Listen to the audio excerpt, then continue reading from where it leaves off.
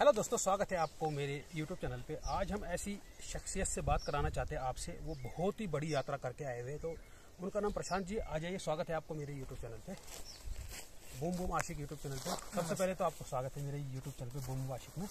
तो आप जो अभी यात्रा करके आए हैं, तो आप सबसे पहले तो आपको ये बताओ कैसा लगा आपको? मुझे यात्रा करके बहुत अच्छा लगा और यात्रा का नाम है नर्मदा परिक्रमा। हाँ, वो तो मालूम है जी। हाँ जी, तो बहुत अच्छा लगा। बहुत यूनिक यात्रा है, बहुत एडवेंचर रहा उसमें और बहुत कुछ सीखने को मिला जिंदगी के बारे में, लाइफ के बारे में, और बहुत कुछ के बारे में सीखने को मिला। तो आप मुझे ये बताइए कि आपने इस छोटी सी उम्र में आपने वो यात्रा कंप्लीट की लगभग 5-1 महीने में। जहाँ तक मैं आपको देख रहा था, आपका दोस्तों इनकी ये एक यूट्यूब चैनल भी चलाते हैं, बहुत ही अच्छी फेमस यूट्यूब चैनल है इनका, राम राम इंडिया के नाम से। तो आप पूरी यात्रा उसमें देख सकते हो, तो आप वो भी देख सकते हो। फिलहाल हम इस बारे में इनसे दूसरी बात करेंगे। तो आप मुझे बताओ कि बहुत सारे लोग, मैंने आपके कमेंट पढ़े हुए उस पर, इस चैनल पे, कि बहुत सारे लोग आपसे बहुत ही पसंद है कि आपके इस कम उम्र में आपने यात्रा कंप्लीट की है। कुछ लोग मैंने सुना है कि वो जो कि अधूरे रास्ते से यात्रा पूरी कंप्लीट नहीं करते, जल्दी है। तो आप उनके लोगों के लिए क्या बताना चाहते हैं कि किस तरीके से वो यात्रा होनी चाहिए? देखिए, अधूरी जो करते हैं ना, तो उनका अपना प्रॉब्लम होता है। जो कुछ शरीर में प्रॉब्लम हो जाता है, कुछ लोगों की उम्र ज्यादा होती है, तब वृद्धावस्था में वो यात्रा पूरी हो नहीं पाती। अब 4000 किलोमीटर चलना है, सिर्फ पैदल करनी है, जैसा संकल्प होता है। कुछ गाड़ी से करते हैं, कुछ पैदल करते हैं। तो पैदल वालों को, वृद्ध होते हैं जो, उनको बन नहीं पाता वो चीज। आधे रास्ते में जाते हैं तो कुछ ना कुछ हो जाता है, पैरों में दिक्कत हो जाती है या फिर बीमार पड़ जाते हैं। तो ऐसे वो जितनी संभव हो सके उतना यात्रा करते और चले जाते, और जिनसे संभव होता है पूरी यात्रा कर लेते। वो साधु संत तो पूरी यात्रा करते हैं। अच्छा, बाय द वे, जैसे अभी किसी ने यात्रा गया वो करने और वो कर नहीं पाया, आधे में उसको कोई भी फॉल्ट, कोई भी मतलब कुछ भी, देखो इंसान कुछ भी, मतलब बहुत कठिन बड़ा सफर है, तो उनकी यात्रा क्या वो सफल होती है कि असफल होती है? उनकी यात्रा सफल होती है या ना होते है, ये हम उसमें कुछ नहीं बोल सकते। उनकी भाव पे डिपेंड करता है, उन्होंने भाव कितना रखा माँ नर्मदा के प्रति, देवी के प्रति कितना भाव रखा, उन पे डिपेंड करते।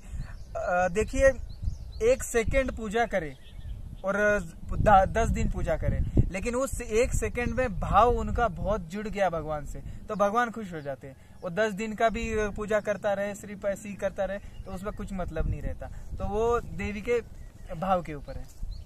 कुछ लोग देखो, जिन्होंने ये सफर किया ना, ये प्यारा सफर किया है, कि बहुत सारे लोग ना फिर अहंकारी बन जाते हैं कि भाई हमें पता नहीं, हमें बहुत बड़ा वो है कि धर्म के मसले में जहाँ तक हमें पता है कि इसमें तो अहंकारी और घुमंडी तो नहीं होना चाहिए, तो इसमें तो नरमी आनी चाहिए। उसके बाद तो अहंकारी, देखिए, अहंकार ये संसार का एक भाव है, छोटा सा गुण है अहंकार।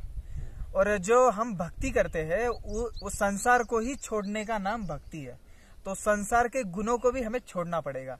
जो संसार के गुणों को नहीं छोड़ सकता, वो भक्ति भाव कभी उसमें आता नहीं है। और दोस्तों, मैं आपको बताऊं, ये नर्मदे जो परिक्रमा है, बहुत ही कठिन होता है, बहुत ही पहाड़ों, 4000 किलोमीटर सफर होता है पहाड़ों से। 2-2 दिन तक हो सकता, खाना भी नहीं मिलता होगा आप। हाँ, ऐसा होता है कभी कभी। कभी कभी जंगलों से चलना पड़ता है, तो बस्ती ना होने की वजह से खाना नहीं मिलता। हमारे पास जो जल होता है, पानी होता है, उसी को पी के रहना पड़ता है। बहुत कुछ कठिनाई भी आती है। और आपको दोस्तों मैं बताऊं कि बहुत सारे ऐसे जगह भी आते हैं जहाँ पर ठंड का बहुत ही ज्यादा असर होता है। तो आप क्या अनुभव आपको रास्ते में मिला है? ठंड में ऐसा है, हम अब इतनी बड़ी यात्रा है, तो फिर हमें कुछ अपनी सेफ्टी के लिए भी कुछ करना पड़ता है। तो हम अपने साथ एक कंबल लेके जाते हैं, और शीट होता है नीचे बिछाने वाला, तो वो भी शीट होता है। आप जैसे कि देखेंगे वीडियो में भी, तो उसमें शीट लगा के हम लेके जाते हैं। आप मुझे बताइए, नर्मदे परिक्रमा है ये, इसमें सबसे ज्यादा अच्छा अकेला करना अच्छा रहता है कि मतलब गुट के साथ, मतलब 4-5 लोगों के साथ अच्छा होता है?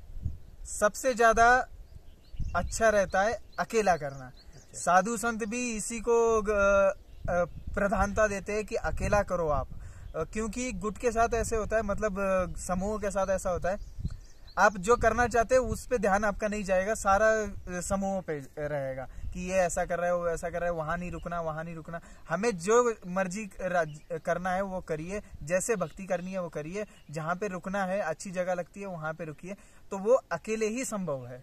कुछ जैसे नए युवा जाना चाहते हैं, क्या पता उनके दिलों में ऐसा कुछ शंका हो कि भाई हमें कितना खर्चा आता है इसके जाने के लिए, तो आप मुझे बताओ इसमें पैसे का क्या हिसाब किताब होता है, आता खर्चा कि नहीं आता, ये बताइए। नहीं, ये धर्म का काम है, और नर्मदा खंड ऐसा है जहाँ पे बंदा एक ड्रेस पे भी जाए, उसके पास कुछ भी ना हो तो भी उसको वहाँ मिल जाता है, क्योंकि कृपा ही उसकी वहाँ वैसी है माता की, नर्मदा माता की। तो वहाँ पे पैसा नहीं लगता इस यात्रा में।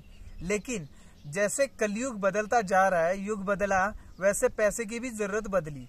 तो अब साधु संतों वाली सतयुग जैसी यात्रा रही नहीं है, तो इस वजह से पैसा लगता है, कम लगता है। लेकिन ऐसा भी नहीं बोल सकते कि हम बिना पैसे के जाए, ऐसा नहीं है, जहाँ जरूरत पड़ती है वहाँ पैसा भी लगता है। तो अब मैं अभी मेरे बीच में बात, मैं आपको उसके लिए माफी क्षमा चाहता हूँ कि ऐसा भी नहीं है कि 2-3 दिन खाना कहीं पर मिलता तो बहुत सारा मिलता है, कि अब ऐसा नहीं जो नए बच्चे जाएंगे या नए जाएंगे जिनको पता नहीं इस यात्रा को, वो राशन ज़्यादा उठाएंगे, क्योंकि इसमें बहुत ज़्यादा सफ़र करना पड़ा। राशन उठाने की ज़रूरत नहीं होती, बहुत मतलब अगर आज नहीं मिलेगा खाना तो शाम को ज़रूर मिलेगा। बहुत सारे उसमें तीर्थ यात्रों में बहुत जगह ऐसा मतलब इंतज़ाम है वहाँ। तो अब आप मेरे लास्ट में ये बताइए मुझे आप कि ज़्यादातर आपको क्या बदलाव आया उस पूरी यात्रा में करते हुए अपने शरीर, अपने आप में? अपने आप में ये बदलाव आया कि पहली बात तो जिंदगी क्या है, कैसी है, और लोग कैसे जी रहे, ये देख के हम कैसे जी रहे थे इसका अनुभव में हमने कंपेयर किया कि हम क्या चीज़ है, वो लोग क्या चीज़ है, और हमारे में क्या कमी है, उनमें क्या कमी है। हम कमियां तो ज़्यादा देखे नहीं, लेकिन वो बेस्ट किस में है, वो उनके जैसा बनने की हम कोशिश कर रहे हैं। उन लोगों में बेस्ट है सेवा भाव। सेवा भाव हमने अपने अंदर लाने की कोशिश की। पहले ऐसा होता था कि हम 2 रुपए किसी को दान करने में हिचकिचाते थे, लेकिन उस परिक्रमा में ऐसा लगा कि हम पूरा भी दान कर देंगे ना तो भी वो दुनिया के लिए कम है। तो दोस्तों, इन्होंने जो बहुत प्यारी यात्रा की है नर्मदा देवी की परिक्रमा, और मैं आपको ये बताना चाहता हूँ कि कुछ लोग तो ऐसे मैंने देखे हैं कि वो खाली यात्रा करते चलते रहते और जाकर जैसे रास्तों में जैसे मंदिर आते हैं, जहाँ पर आश्रम होते हैं, जहाँ पर हमें सीखने को कुछ मिलता है बड़े बड़े गुरुओं से, बड़े बड़े जो ज्ञानी बैठे हुए हैं। तो आपने कितनों जगह मैंने आपके वीडियोस में देखे हैं, मैंने हर जगह आपका जो आप वो टाइम वहाँ पर रोक के टाइम लेते हो, सीखते हो, तो क्या आपको औरों को भी जैसे जो नहीं वो करते उन्हें वो जरूरी करना चाहिए कि नहीं करना चाहिए? देखिए, जो नर्मदा परिक्रमा है वो एक तपस्या है। तपस्या करने में टाइम तो लगता ही है, और सीखना है तो आपको रुकना पड़ेगा, उसके सामने झुकना पड़ेगा, आपको टाइम देना पड़ेगा। तो करना चाहिए, ऐसा करना चाहिए। लेकिन जैसा मानव की शैली बदली रहन सहन की, वैसे टाइम उसका कम होता गया। हर चीज में टाइम कम वो स्पेंड करके चलता है। मतलब नर्मदा परिक्रमा के लिए पर्टिकुलर टाइम निकाल के आते हैं लोग, तो उस टाइम में उनको पूरा करना होता है, तो उस टाइम में वो हो नहीं पाता। तो इसलिए भाई मैं आपसे यही गुजारिश करूंगा कि रिक्वेस्ट करूंगा, आपने जब भी जिसने भी जाना है तो आप ये समझो कि 4 से 5 महीना आपने बिल्कुल आपने दुनिया पीछे रखनी है, और आपने उसी पे फोकस करना है। और हर जगह जितने भी जगहों पे वो आश्रम आते हैं, मंदिर आते हैं, तो वहाँ के जो दिग्गज पंडित जी है, हमारे जितने गुरु है, उनसे आपने धर्म का ज्ञान लेना है ढंग से, क्योंकि उसके बाद आपसे लोग बहुत ज़्यादा क्वेश्चन करेंगे उस बारे में कि आपने सीखा क्या, आपने उसको जवाब देना कि हम क्या करके आए हुए। क्या आप मेरी बात से सहमत है इस चीज़ से? बिल्कुल बिल्कुल सहमत है। ऐसा सब कुछ जो सीखने को मिलता है वो सीखना चाहिए। ठीक है, लोग सवाल तो करेंगे भी, कैसा क्या है, क्या सफर है, कैसा किया आपने। सवाल ना भी करे तो भी हमको जो सीखने को मिला वो हमारी बुद्धि को पता है हमने क्या सीखा। हाँ, आपसे लोग बहुत ज्यादा उम्मीद लगाते हैं फिर। हाँ। तो चलिए दोस्तों, इंटरव्यू यहीं पर हम खत्म करते हैं, इनका ज्यादा टाइम, क्योंकि इन्होंने आगे कहीं तीर्थ पे जाना है।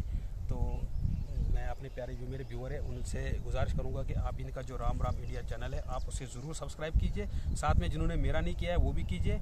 और हम ऐसे ही प्यारे प्यारे लोगों के साथ किसी दिन और किसी शख्सियत से मिला देंगे आपको। खुदा हाफिज़।